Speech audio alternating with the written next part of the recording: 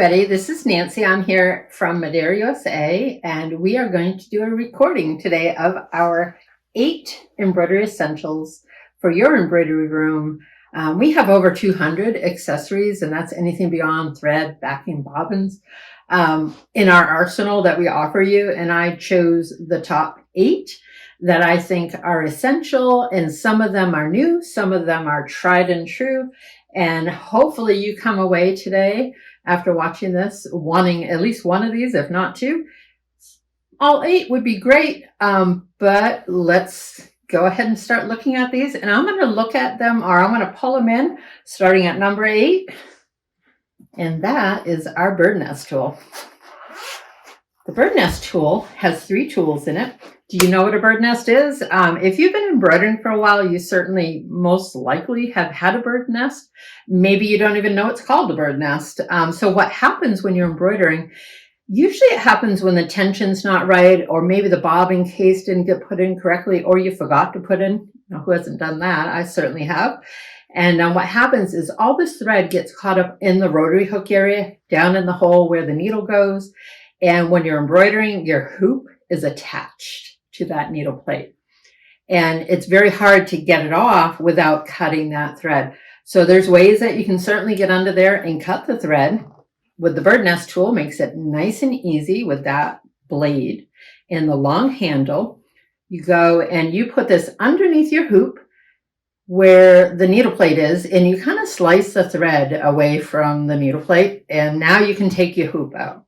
But now you have all this thread in your rotary hook area, and you got to get that out of there. So, the best way to do that is definitely to take that needle plate off at some point. But if you need to keep going, we have 2 tools that are going to help you with that. One of them is the shepherd's hook here. That helps you get up into that rotary hook underneath the needle plate, helps you pull the thread out of there. Sometimes you can poke it down the hole where the needle goes just so you can get it out. There's little pieces here or there. We got our bent tweezers. Another thing I love these bent tweezers for is sometimes when you're threading a needle, your thread will only go so far, like you're pushing it in and it's stuck there. I like to reach around that needle, grab the end of the thread, and then I can pull it out. So 2 different things that you can do with that guy. So you got your shepherd's hook, your blade and handle, an extra blade, because they do get dull over time, and you got your bent tweezers. So that's what we call our bird nest kit. Number 8. That guy aside, we'll go on to number 7. Number 7 is another toolkit. You might notice that case looks just the same, but it is smaller. This has all your scissors, your snips, another set of tweezers. The thing that I like in here, probably the most, is this little screwdriver. It's a flat-headed screwdriver. And if you're embroidering, most likely you need this to change your needles, and you need it to tighten and loosen the tension knob on your bobbin case. So I'm going to talk about our digital tension gauge later. So I'm going to put that guy aside. Another set of bent tweezers, a little more pointier. This one is great. So if you have a design that you're embroidering on, and there's a lot of trimming that happens after the fact on a regular basis. So this is great for grabbing that thread up, and either this scissor you can cut it with. I particularly like this one because it has the little curved tip on it. So as I'm pulling the thread up, I'm trimming it, and that little curved tip keeps you from nicking your fabric. Either one of these are great for trimming thread before you thread the needle. Last but not least, in this nice little case is a seam ripper. Sometimes you just have to take out a stitch or 2, and that's what this is great for. If you've got a lot of stitches, we're going to talk about the Peggy stitch eraser in just a little bit, but that completes your Madeira toolkit. See, we're on number 6. Number 6 is the Madeira spray lubricant. Change up my numbers. Madeira spray lubricant, item ML-5, real nice and simple. This is a metered lubricant. It is a spray. It's an aerosol spray. It comes with a nice little red straw that goes in there. So you can use it like this to spray larger areas. But when we're lubricating at our machines, we're doing that little area where the rotary hook is and the bobbin case goes into. You got to get it into that little trough. So to get that precision, use your straw. And I'm going to show you on here where I'll spray right in the middle of that little circle there. And I'm just going to press down once, hold it, and it sprays and it stops. It sprays and it stops. So you can't, or you're less likely to over lubricate. One spray is equivalent to a drop of oil. So if you're using a needle nose oiler or something else, that's one drop. That's what one press is. So that's a great lubricant. I do like to put the cover back on. It keeps it clean. And I always keep that tape on the side so I can keep my straw nice and handy. So that was number 6, which brings us to number 5. Number 5, I talked about tried and true. If you don't know about this, you're learning about it now, chances are you're going to want one of these. So this is the Peggy Stitch Eraser. Looks like a hair trimmer for sure, but it's not. The blade that's on this is made specifically for embroidery thread. Embroidery thread and hair, 2 different diameters. So you need the blade that comes on this in order to do it. If I had only a hair trimmer and I didn't have this, I might try it, but chances are you're going to find out it really does not work well. So I have this guy here as well, and I'm going to, this is a test stitch out. Got satin stitches and all these other types of stitches on there. That's just something that Madeira does on a regular basis with their thread, part of their research development, and always keeping on top of that quality control. So I have this really nice wide satin stitch, which I think will show up on the video really well. So I'm going to work with that one. And you can see that there's 1/3 of the bobbin thread showing right there, right? That's what we're going to that's what we're going to trim. So in order for me to remove these, I'm not going to cut the top because then I might hit the fabric and make a hole. On the back side, you have backing, and that's going to protect the fabric. So a hairdresser might be doing your hair like this. When it comes to Peggy's, we're going to turn it upside down. So it's the on and off. So I'm cutting the bobbin thread.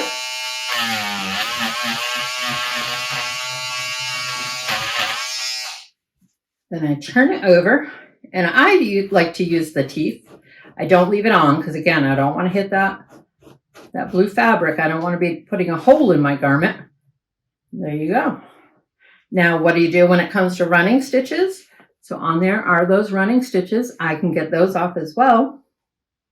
Still upside down. And I'm going to go the opposite way now. Back and forth. I'll do that for a little bit. See, my backing is protecting my fabric. It's another reason why you want to use backing always. Did a few of them. Yep, they're starting to come off. So this is something that you just have to keep working at. Great tool. Mistakes happen. You don't want to throw that garment away. Never throw it away. Always keep it for testing if you have to. But if you can save it with a Peggy Stitch Eraser, it's going to pay for a garment or two right away. It'll pay for itself. So that's our Peggy Stitch Eraser. I'm going to use my lint roller here. We do sell these as well. And these are great for picking off all those threads that you've trimmed, any lint or anything that's built up on the garment, because you don't want to be handing that to your customer with lint and extra thread on it. So we sell those as well. So we are down to number 4. And number 4 are these snips here. We sell this as a package. There's 12 of them, 3 of each color. And these sell together for under $10, which is an awesome deal. I don't know about you, but I'm constantly looking for my clips. So having extra ones around here and there and everywhere makes it, nice and convenient. These are really great in that they squeeze and they open up on their own. So it's called the squeeze snip. These also are great for trimming your threads before you're going to thread the needle. So if this were coming off the needle here, I don't pull this way and cut because that puts a little pressure on it, and probably hard to see in the video, but it tends to make the end of it kind of unwind. So when you're trimming it before you thread your needle, let it hang and give it a nice snip. And look how nice those snips work. I'm doing it in all the different areas. of that blade. Really nice and sharp trimmings on the. So number 4 is our Snips that comes in a 12-pack. We do not sell these individually. You're going to buy a 12-pack for under $10. What a deal. And that's the current price for today. So that's number 4. Number 3 is our digital tension gauge. Remember, I left that screwdriver out. So this guy is a digital tension gauge. The other ones have been around for a while, but digitals tends to be more precise, I should say, than your analog. That tends to have a needle that goes up and down with a spring. Trying to turn around. She turned on earlier. There she goes. Just didn't hold it long enough. So it has the digital display. We recommend putting it on the GF, which is I forget what it stands for, but the GF has the 1 decimal, where the N, that is MN, has the 2 decimals. So keep it on the GF and turn it on. This will do both your top and your bottom thread. So I want to try and keep it angled so it makes sense for y'all. Take that guy out. So this is what it comes with, and you can request whether you want the L insert or the M. Most people do use the L, and that's what this is. So that's Madeira's paper-sided bobbin, our 308-503s. That's our metal bobbin case, and that we sell that here as well. So on this guy, there is a flap that's called the tension flap, and there's a screw there that loosens and tightens that. So it's important. Most people run their bobbins around 24 GF units. Your bobbin always wants to spin clockwise. Put it underneath the flap, but not in the pigtail. We have videos online that really show this at the machine. I'm just giving you a quick view of what it does now. We'll see what number it comes up with. The pulleys here are precise in how you're supposed to do it. Comes with the directions. You can see that online as well. So as they pull this, it should be about 24, 23, 24. There it is. So perfect. If I wanted to trim off the excess, there's a little knife right there. So that is gone. If I needed to adjust it, there's a nice little spot here where you can access that screw and you can tighten it, loosen it. But that one's perfect, so I'm not even going to touch that one. Number 3, coming in at number 2 is our needlies, made in the USA. They come in different colors. Usually they're a black handle with the chrome or silver other part up here, but the collars come in different colors. I even have a pink one around here as well. This is the needlies, and I'm going to demonstrate how that works with one of our needles. So this is necessary for your commercial machines. Your commercial machines have these round shank needles, and there's a front to a needle and a back to a needle. The front of the needle has this tiny little groove that's hard, not going to be able to see this here, but I can see where it is. That groove needs to be to the front of the machine so that when the thread comes down, runs on that. On the back is the scarf. That needs to be on the back side. And what this little tool does is it has a collar. I'm going to put the needle in a minute, but it has a mechanism that grabs the groove so that when you have it like this, and my machine's out here, I know that the groove is facing the front, and that's what I want. So you can do that manually and you can eyeball it, but you'd be surprised how far off it is when you're doing the eyeball. So with the needlies, I pop the needle in. I shouldn't say pop. I lay it in flat, let it grab, and then I'm going to spin. And we've heard the click on the speakers before. There it goes. It clicked. So now I know my groove is facing me. The scarf is facing the back of the machine. Now I can change my needle really easy, really quick. Isn't that a great tool? I'll put that guy back in here. Oops.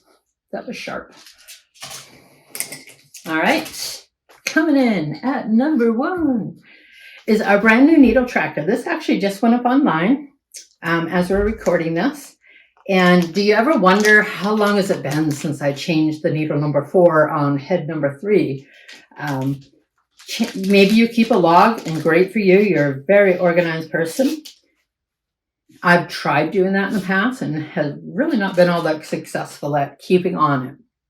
This guy has 16 different spaces for you, up to 16 needles. And on the top, it has, you can put the needle size. You can circle the point, whether it's sharp or ballpoint, and you can put the date that you changed it. This has a peel-off paper on the back. We'll see if I can get this one off. Oh, that one went nice and easy. So this is essentially a repositional cling paper. So it goes on a night. This is felt. It'll stick on here. But even if it was a non-porous area, you can put it on, you can take it off, you can move it. If you're going to get one of these, I recommend you get one for each head, so you can put one at each head, and then you can start tracking when you changed it last. Sometimes you'd be surprised, oh, I just changed it 2 days ago, it should be fine. Other times you might say, oh, that guy's been running for a month and I haven't changed it. Needles have the average running life of about 8 hours. So it's kind of hard to keep track of that. So we include a pencil with an eraser because you can write with a pencil. I have a nice sharp one here. So if I wanted to write 75/11 and today's date, which would be, I might be doing that backwards. So what do we got? The 21st. Oh. And then I can also erase that. So I might be putting the same needle. It's a ballpoint, but now I write the next date on there. So the eraser pencil comes with it, with the eraser on it. And it also comes with this nice little card that not only tells you how to use it, which I just explained, it also gives you some tips and tricks with needles. It also gives you the needle sizes and their item numbers. So if you need to reorder them. So a great new tool that's available online, and it ships from New Hampshire. And that completes our top 8 embroidery essentials. Thank you for joining us today.